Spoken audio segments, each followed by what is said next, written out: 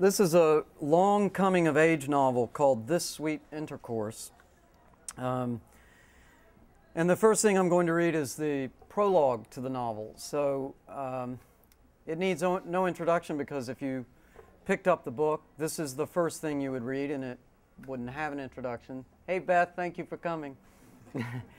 So I'm just going to dive in. I've never been here before. Ain't that the truth? The building is steeped in cold, dimly lighted, and with few windows, all tinted. Corridors starfish in every direction like a labyrinth inward, seeking a center that isn't there. The biggest building in the world. Given instructions, I take the next right and find myself in a cul-de-sac where 3 rooms cluster next to 2 nurses' stations, one on either side of the hallway. I nod hello to the woman in white seated there skimming a magazine, then walk into the stuffy, airless room where my father lies sleeping, dying. Someone has taken out his teeth, so the lower jaw sinks into his throat, giving his face the awful caved-in look of a corpse. His skin is completely drained of color, lurid and pale as the sheets under which a shriveling body is gathered, his white hair disheveled and unwashed, while whiskers not fit for an adolescent dust his cheeks and, being chinless, throat. No one wants to shave him. The backs of his hands are blued from bloodletting, both arms stained by bruises from all the false starts, and screwed into his side a colostomy bag is bared for all to see. Immediately, instinctively, I begin to cry like a little baby. Don't go, Daddy. Please don't go. My legs feel weak at once, quivery, and in a second's time I realize what an insulated life I've been living despite all supposed reminders to the contrary. But with the help of a healthy body, you can forget anything until real life comes around once more to assert itself, prove it's just as powerful as the imagined one. We should be forced to confront this sooner, I find myself thinking. Take first graders on field trips to the hospital so they can see for themselves what it is they're up against. The bed is on wheels. Bars line both sides, and red buttons read push and up, with accompanying arrows pointed in all directions to define the ways in which the miracle mattress can be moved. TV sound issues from a square, hand-sized speaker gripped by the bedridden, or else lying uselessly on a belly, as in my father's case. The picture box itself perched high up in a corner and aimed down ominously at the patient like the crucifix over a Catholic altar.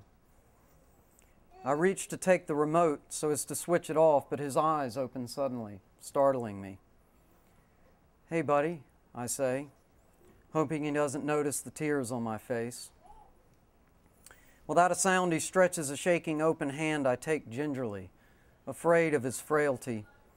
And once we're joined, his eyes shut slowly and he lets out a long, sad sigh. We're here. Now.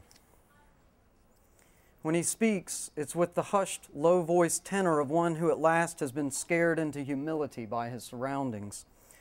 And I have to lean in close to hear him, close enough to feel funny about it.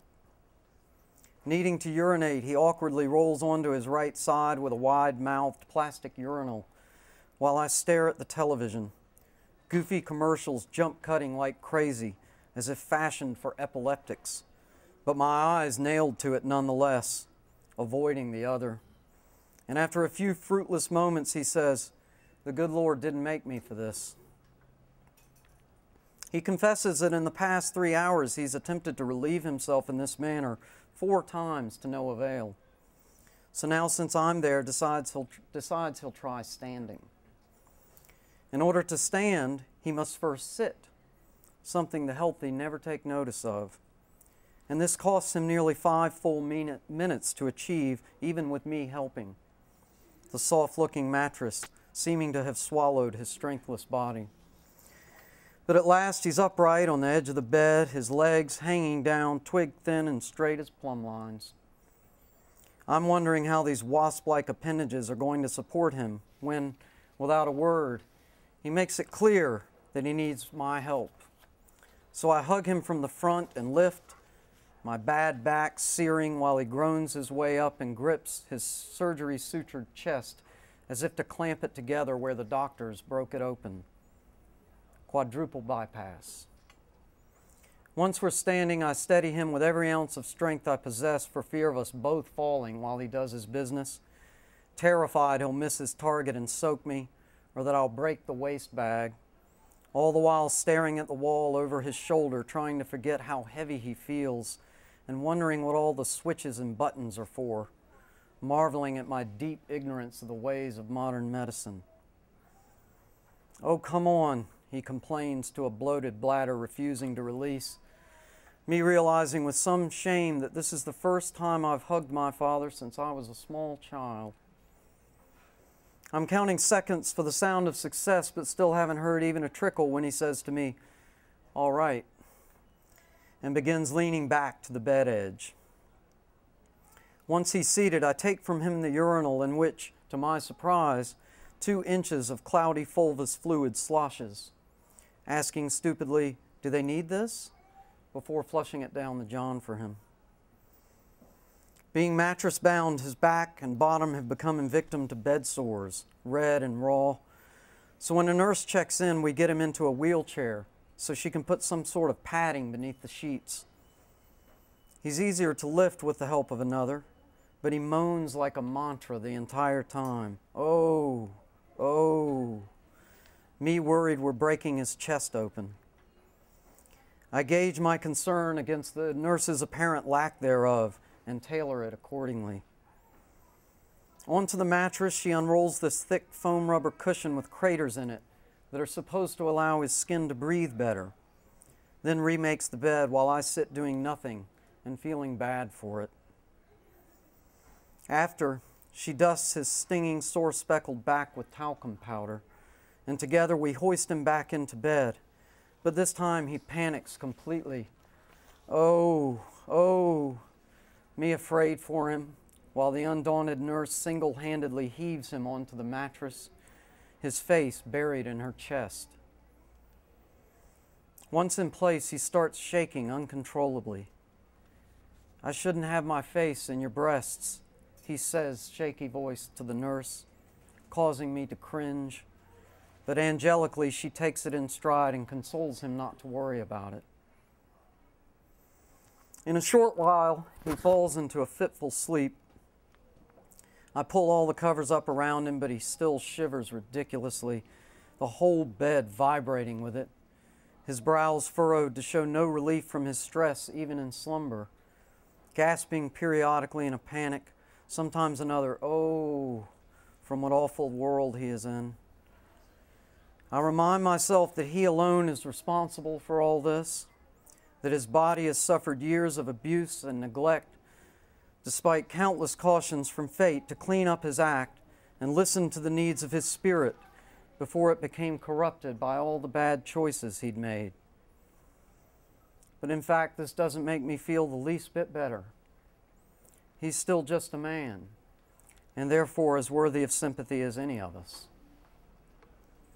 I lay my hand gingerly on the lumpy, sheet-covered shape of him, then touch his whiskered face with more delicacy than I have shown him in all my life. A futile effort, supposed to send some small, silent reassurance. "I forgive you," I say aloud to my sleeping father, the saddest man I've ever known. Then add, "I hope you'll forgive me." I tell myself that I can let go, that this is happening whether I'm ready or not. So now, what will I make of it? Waves of regret rush through me for failing to have made better use of the moments I've spent with the man. Sorry I didn't insist that he share his secrets with me, his hopes and fears and his own regrets. I sit for another full hour with my hand resting on him before deciding to head home, just trying to send him my sympathy and concern however I can. But he doesn't wake up, and the shaking never stops. It takes forever to find my way out of the building, but once I pass through the doors into the parking lot, I feel so happy it shames me. The sun beating down brightly, and the sky a cerulean blue having nothing to do with the suffering inside a hospital. I walk to where my mom's car is parked, but don't get in. Not yet. I simply lean back on the sun-hot hood to soak up some of that light kept at bay by tinted windows. I'm here, I think, reminding myself, right here, alive. Even though I should have known better, I can see that life misled me into a false belief that these things always happen suddenly and quickly. And it was this constant uncertainty that seemed unfair to me, even cruel. Clearly, there are worse things. Climbing into the car, I take a long last look at that enormous white stoned edifice, trying in vain to select the one window beyond which my father convulses in stressful sleep. Then I make the short drive to my mother's, a sun-filled house with warm, breezy windows, where she'll ask about my dad only through concern for me, her 25-year-old still struggling to make peace with the man, not to mention himself. And her husband Larry will fix for us a dinner fit for a king that leaves me feeling guilty for the great, delicious luxury of it. Which isn't so bad as what happens later when I head off to bed. Involuntarily, I conjure creeping to my father's hospital room to kill him. It's only a 10-minute drive to get there, through darkened streets devoid of daytime traffic. Though the Paulson Street signal stays red so long, I'm granted the terrible opportunity to reconsider. And with a murderous meticulousness that's strategic enough to scare me, I'm actually able to map out every move that will lead straight to his bedside, where I'll take control of the world in a way he never believed possible, and mercifully smother that poor man with a pillow until his shaking stops forever.